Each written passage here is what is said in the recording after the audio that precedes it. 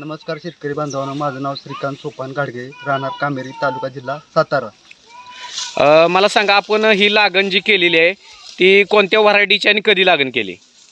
ही आपली 10 जूनला 86-032 या वाहनाची रोपाची लागण केलेली आहे। ही 4.5 बाय 1.5 फुटावर रोपाची लागण केलेली आहे। आणि आपलं हे क्षेत्र किती आहे? हे क्षेत्र आता चालूला 30 गुंठ आहे क्षेत्र। आणि आता मी बघितलं की आपल्या ज्या ऊसाचं ही केले तर 40 ते 45 कांड्यावरती आपला ऊस आहे आणि पेऱ्याची संख्या ही मोठी आहे। नक्की काय सांगाल याच्याबद्दल? काय आपण त्याला केलंय ऊसाला? या प्लॉटसाठी आपण विविध वेगवेगळ्या प्रकारच्या तंत्रज्ञानाचा वापर करून जास्तीत जास्त कसं उत्पादन घेता येतील याचा उपयोग केलेला आहे। हे करत असताना तुम्हाला मार्गदर्शन कुणाचं लाभलं? मार्गदर्शनाचं म्हणायचं गेलं तर काय झालंय, एक आपला 5 ते 6 वर्षाचा अनुभव असल्यामुळे त्या अनुभवातून आपण नवीन नवीन प्रयोग करत गेलेलो आहे। त्यातनं उत्पन्न कसं वाढेल यासाठी आपण प्रयत्न केलेले आहेत।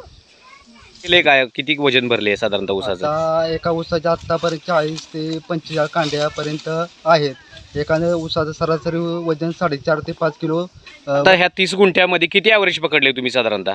आता साधारण गुंठ्याला आपण 3 टनाचं ॲव्हरेज धरलेलं आहे, तरी एकरी 120 टनाचं आपलं साध्य करण्याचं ध्येय आहे। यामागे तुम्ही प्रयोग केलेत का आणि त्याच्यामागे तुम्हाला कधी असं यश ऊसाच्या पिकाच्या माध्यमातून कधी मिळाले का? कारण आपण सलग 3 वर्ष झाले 120, 110, 115 टनाचं सातत्याने उत्पन्न काढत आलेलं आहे। शेतकरी बांधवांनी जास्तीत जास्त उत्पन्न मिळवण्यासाठी ऊसाचं काय तंत्रज्ञानाचा वापर करावा?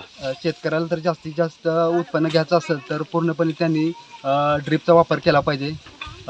एकतर पाचट कुजवली पाहिजे, त्यानंतर पाचट काढली पाहिजे, त्यानंतर प्रॉपर खताचं नियोजन ड्रिपच्या साहाय्यानं केलं पाहिजे व पॉवर टेलरच्या साहाय्यानं किंवा VST किंवा कोबोटेच्या साहाय्यानं भर लावली पाहिजे।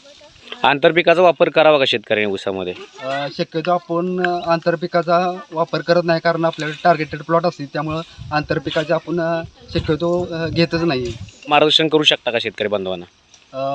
जर एखाद्या शेतकऱ्याला जर खरंच मनापासून आवड असेल आणि त्याला जर चांगले उत्पन्न काढायचं असेल तर आपण पूर्णपणे त्याला मार्गदर्शन करू शकतो।